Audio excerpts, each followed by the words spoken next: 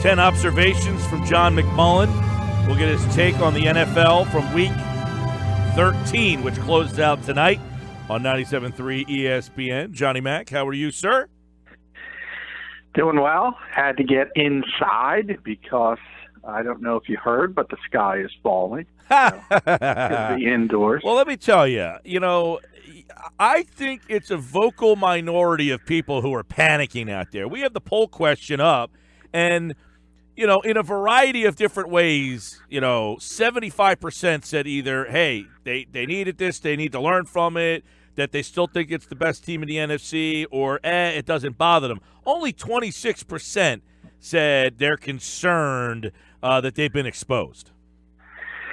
Yeah, that's good. It's always a vocal minority that you hear the most because certainly, hey, you never like to lose a football game, especially when there's so many good teams at the top of the NFC, and every win means something, every loss means something, and obviously the Eagles fall down to the second seed with that loss. But, it's not the end of the world to lose in Seattle in December, even against a team we talked about all week, didn't have Richard Sherman, Cam Chancellor, but we told you that front seven was still really good.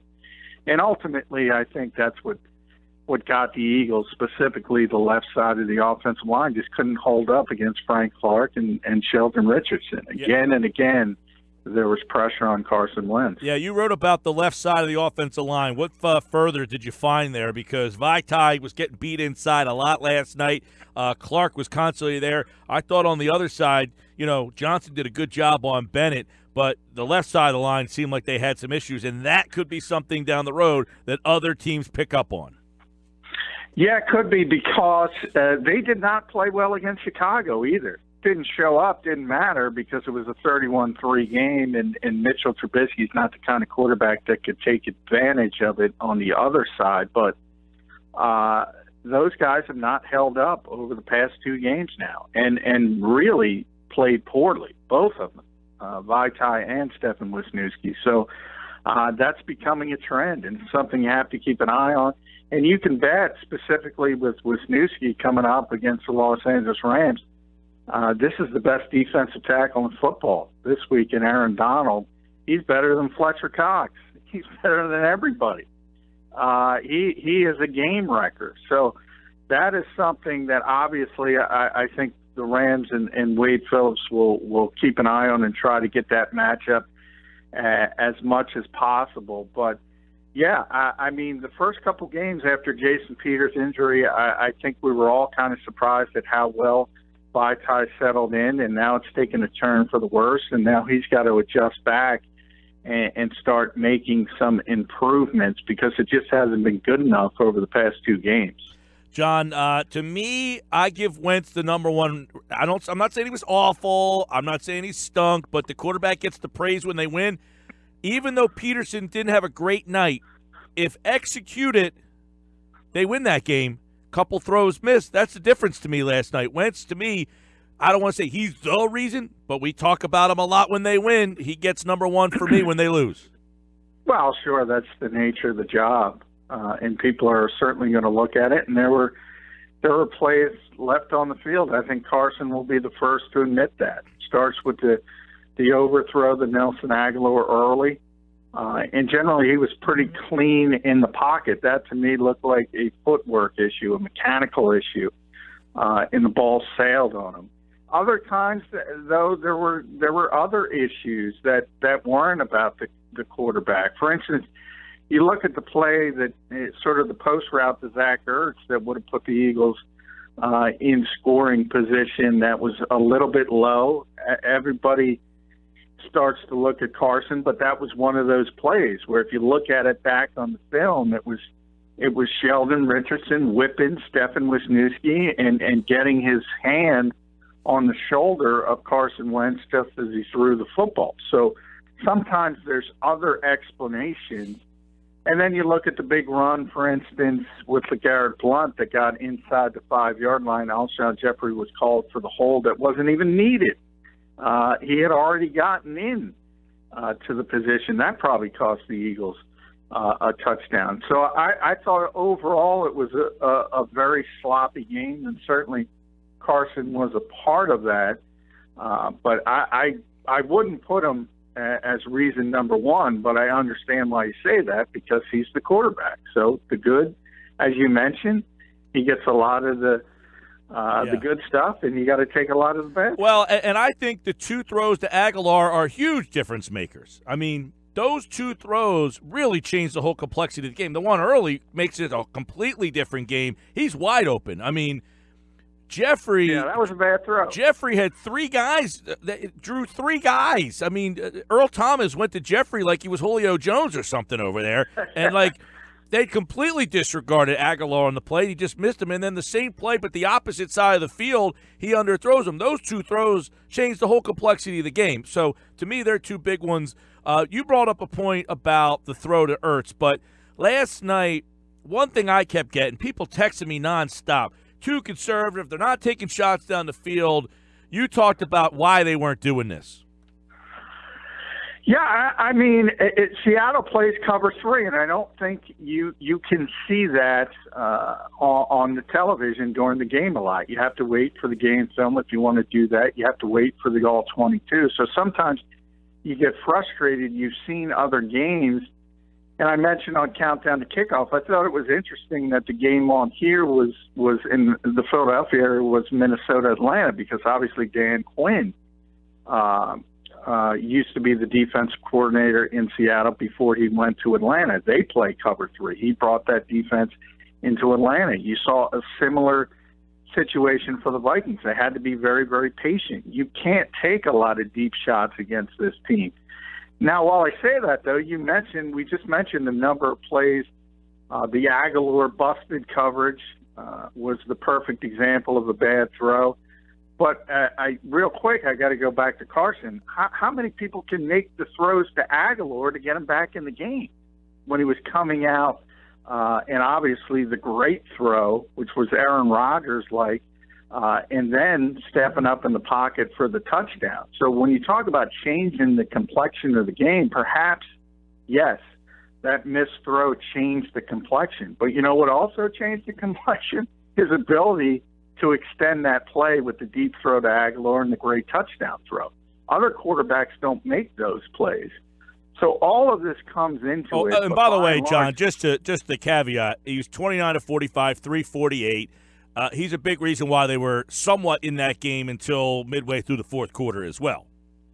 Yeah, and I think, as I said, people watching on television don't realize what Seattle does defensively, and predominantly there's 3 defensive backs on the back end of the field, and it's very difficult to take shots. So you almost have to be more conservative in your game planning, and obviously it didn't work out because when the Eagles did have chances, they either didn't take advantage of them or they shot themselves in the foot with penalties. Yep, and the penalties are a big one. You mentioned the Alshon Jeffrey penalty there, but you know these plays in the secondary, and I know we bitch and moan about the officials, but this is multiple weeks where they are, you know, having some sloppy play and penalties, whether it's good officiating or bad officiating. It's multiple weeks where you're on the other end of, 7 for 64 last night, 11 the week before. You know, for whatever reason, their calls are going against you, and they got to clean that up. Yeah, they do, specifically on the plays. Defensive pass interference, that's almost, you got to put your arms up, and sometimes you just got to get frustrated because there is no consistency. And the Ronald Darby pass interference call, that was a bad call. I mean, that's terrible, but then again, later in the game, he face masked a guy that should have been a defensive pass interference, and it didn't get called. So I tend to not worry about things like that because you just can't control it. But when you're talking about holding plays, the Jeffrey play, a perfect example, especially when you're not even in it, really, to grab a jersey at that point, that's sloppy. Some of the holds on the kickoff returns, obviously that's sloppy. And at some point, if you're going to keep holding on kickoffs, it's just, it's better just to take a knee and take the ball to 25-yard line. But those are the kinds of things you definitely have to clean up. What did you think of Pederson last night? I mean, how would you describe? A lot of people said he was scared, that he was, he was a little conservative. They usually go for it. They ended up punting on fourth down. The challenges, because of the one challenge, it kind of scared him out of doing the other one. So, was the moment too big for Doug Pederson last night? No, I mean, I thought he was too conservative. I tweeted that during the game. I think one of the big advantages the Eagles have is they don't give up on possessions normally. And that puts incredible pressure on an opposing defense. If you're going to use 4 plays, you think about it. You got to get 10 yards in this league to get a first down. There's very few teams in this league that don't average 3 yards per play. So if you're not giving up on that fourth down, in fourth and short and going for it and making it like the Eagles have done so much this season, that puts incredible pressure on the opposing team. And I thought Doug got away from that. As far as the big challenge, and look, that comes from up top. And he's got to get that information from the people looking at the video, and he's got to get it quickly. You can't see that kind of thing on the field. But I'll just say one more thing about that. People assuming that was going to be overturned are really assuming a lot, because this league, since Dean Blandino left, this is the first year with Al Riveron, they've been very, very inconsistent with that kind of stuff, especially with spots. You saw it in the same game with the Torrey Smith spot. That looked to me like the Eagles should have won the challenge. He caught the football. He was past the first down marker. It was pretty clear, and he got pushed back, and they said, no, the call stands. So to assume 100% that was going to be overturned when you're talking about camera angles and it was that close, and it certainly looked to the naked eye as a lateral, I'm not so sure the Eagles would have won that challenge. Yes, I understand what you're saying, but could you agree that they didn't challenge that one because they got burned on the first one, which they probably shouldn't have challenged, even though that one looks like the officials got it wrong?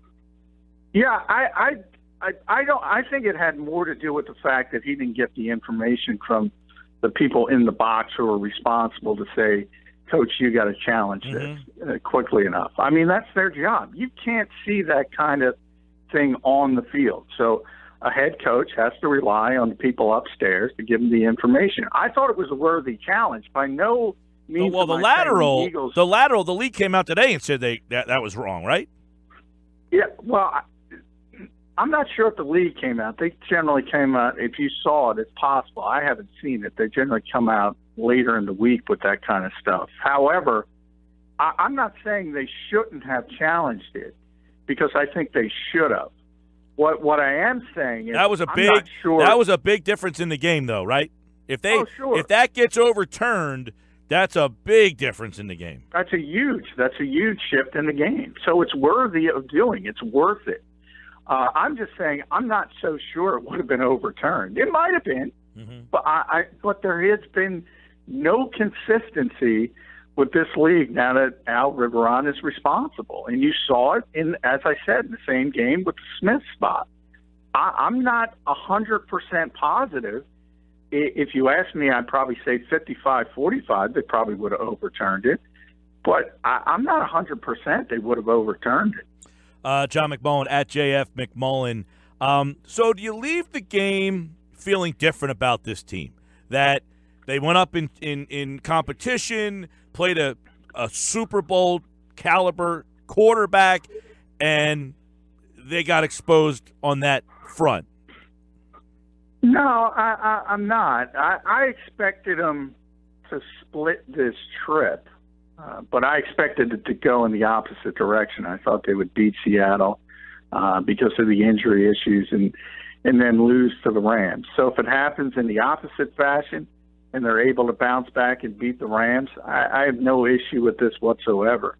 It's a very difficult place to play. We always talk about how difficult it is to win on the road, and then you talk about Seattle as one of the 2 or 3 toughest places to play. And I thought the environment had a lot to do with it. I thought the Eagles were a little bit shaken. They're hardly the first team to be shaken by CenturyLink Field. And if you do have a matchup down the road between these two teams, it's more than likely going to be in Philadelphia. It's going to be a completely different animal.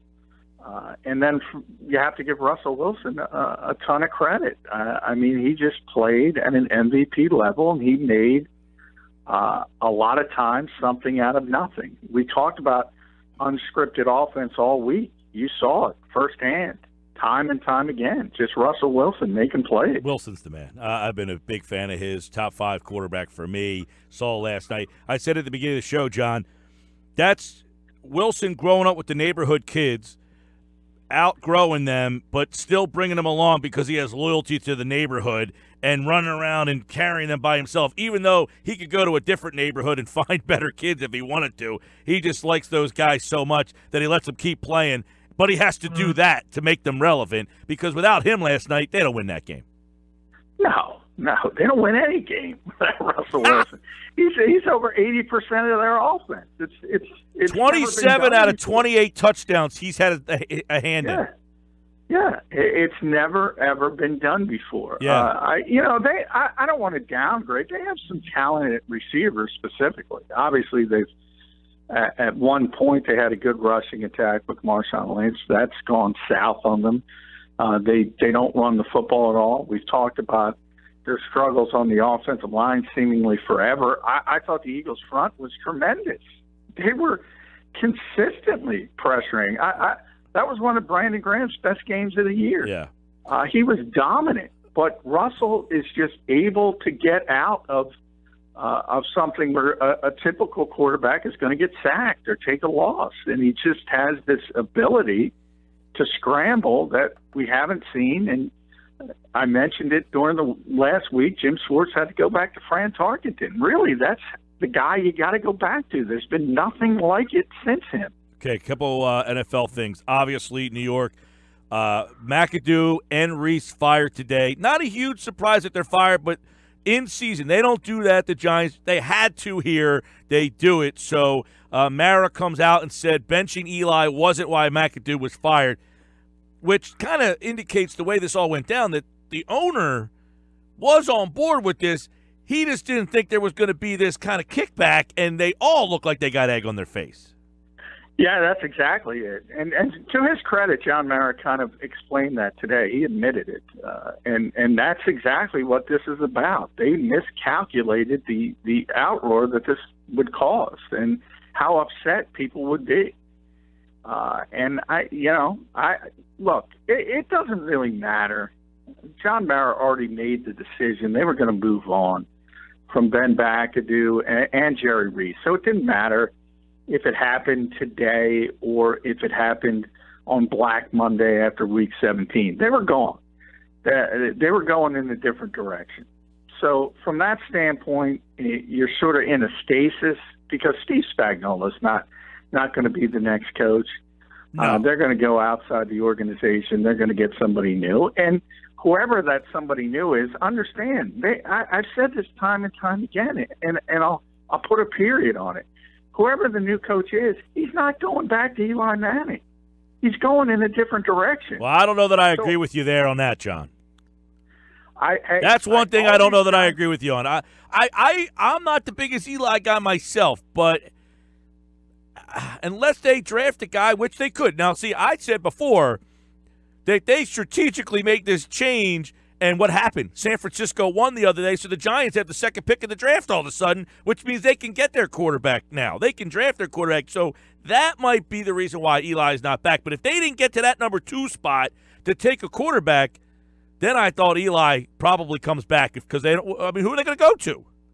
Well, we understand it, and it's very, very early. But this is at least right now. Right, because if they win another game and move back behind San Francisco, it's not guaranteed that they now Garoppolo plays well. A lot of things have to happen. There's a lot of he said, she said, nonsense here. But if the Giants come out of that draft without the ability to draft a guy, they almost have to go back to Eli.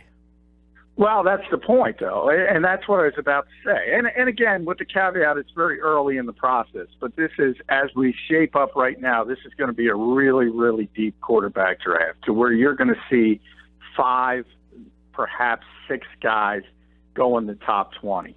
So it doesn't matter where the Giants are in the top 5. They're going to have the ability to take a quarterback. They're going to take a quarterback, and they're going to move in a different direction. So all these emotional Giants fans that are upset because the awful coach benched the 2-time Super Bowl winner, understand you're going to take your medicine a second time because the new coach, and I'm very confident in saying this, the new coach is not going to want to move forward with a 36-year-old descending quarterback, and I wrote about it today on 973ESPN.com, whose best traits at this point of his career are his surname and his jewelry box.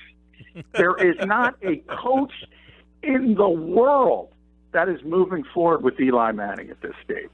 I agree with you on some aspects of that. However, this team, and this is the NFL, though, John, they won 11 games a year ago. You could go from worst to first in snapping your fingers. So you bring in, as the Eagles have. Correct, but you have a guy who can at least stabilize the position if they don't get a guy in the draft.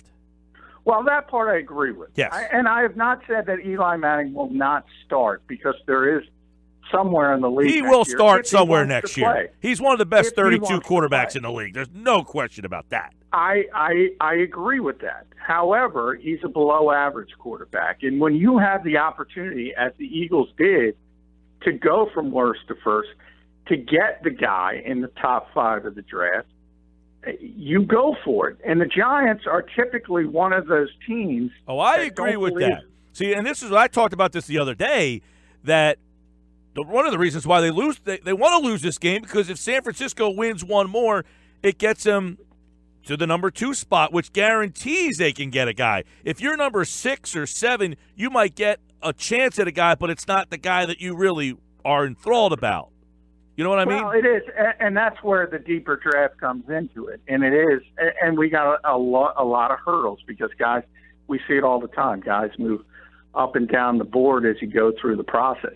But as it stands right now, you're going to have a ton of guys who are considered top 20 worthy. Yeah. And they're going to have an ability to take one of them, whether they're 2, 3. And then you add into the fact that San Francisco, isn't taking a quarterback because they traded for Jimmy Garoppolo. Unless Garoppolo fell on his face these last 5 games. Well, they believe in him. Well, apparently he played so well. Apparently he was so well respected yesterday that they gave him the front seat on the bus ride home.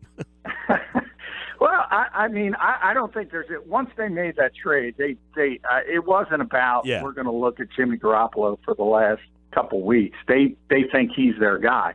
I don't know if they're right or wrong, but that's their belief. So you don't have to worry about them. Right. You assume Cleveland is finally going to take a quarterback. They have to take a quarterback. But you're going to be and we don't even know Sam Darnold's coming out. We don't know which guys are going to be in the mix, but if it's Darnold, it's Rosen, it's Allen. There's a lot of quarterbacks this year. And look, just because there's a lot of quarterbacks and a lot of options doesn't mean that any of them are appealing. It's just they could be Mitchell Trubisky. Right. When you're ready to move on, you're ready to move on regardless of who the guy is. The notion of tanking in the NFL, I agree. Teams don't tank seasons and stuff like that. But they certainly could strategically put the lesser guy out there to make sure you have a worse chance of winning a specific game if losing that game is going to help you. Look, from the Giants' standpoint, I've said all along, I think what John Mara, and he admitted today, he said, look, is it, when your season is lost, shouldn't you be looking at the other quarterbacks? He told that to Ben McAdoo. So that was what was in the head coach's mind. Now, whether it's Geno Smith being a bridge, perhaps for a top 5 pick, or whether it's Davis Webb, maybe being a developmental type prospect who can be something down the road. I don't necessarily agree with either of those scenarios, but that's what the Giants were attempting to do. Yeah. They wanted Eli to start the games and then sort of mix in a quarterback later to get some film on them for the new coaching staff. Because, as I said, Marin knew he was going to move on from Ben McAdoo at the end of the season, right? And Jerry Reese.